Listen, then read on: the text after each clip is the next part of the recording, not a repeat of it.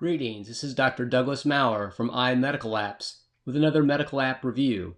Today we're taking a look at a new app called Sepsis Timer. This app is by the same company, Escavo, who brought us one of my favorite apps just called Sepsis. My two favorite apps for sepsis have been the Escavo Sepsis app and the Smart Intern Sepsis app, which I reviewed last year on iMedical Apps. I encourage you to take a look at my reviews of those two apps to give you a better idea of what they contain. This new app, as you can see, has a very slick interface. I've left the intro on here, which you can discontinue at some point, but it walks you through the process. Has a quote here from Atul Gawande because it uses a checklist-based format to help guide you through 3 and 6 hour cutoffs for critical sepsis tasks. You can see here some of the interesting things it does.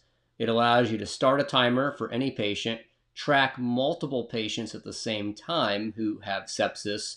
It gives you statistics on how you've done, have you met those 3 and 6 hour cutoffs, and then you can have archives of various timers. Again, at this point, we'll just take off the disclaimer, swipe to continue, and here we go.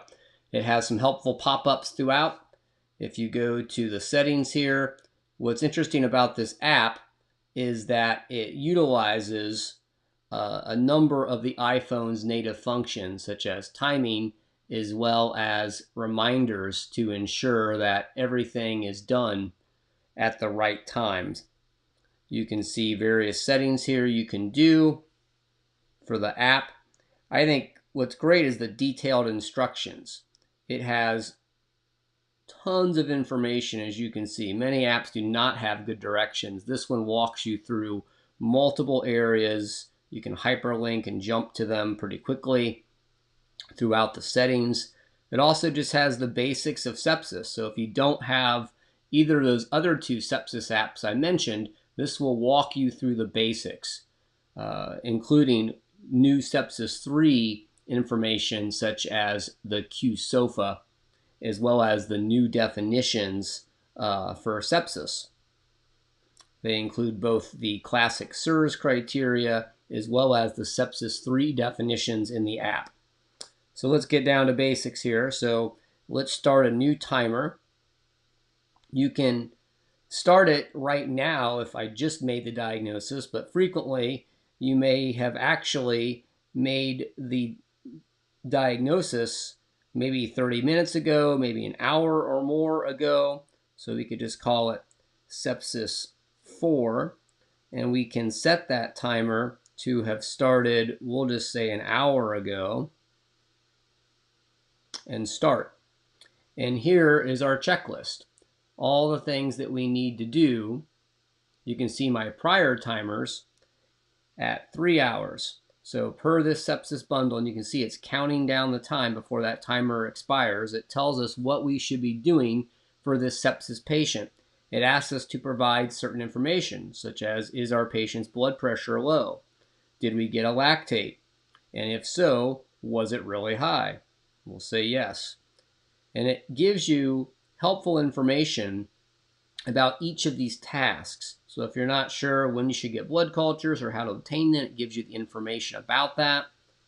Same thing with empiric antibiotics.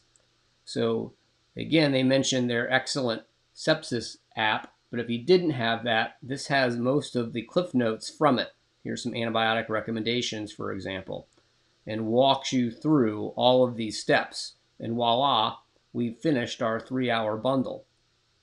However, because our patient was hypotensive, we still have 6 hours to complete these additional tests to ensure the patient's shock resolves, as well as the lactate. So we can say the patient still has persistent low MAP, and again talks about how we should evaluate and treat low blood pressure, who should get vasopressors and which ones, including doses,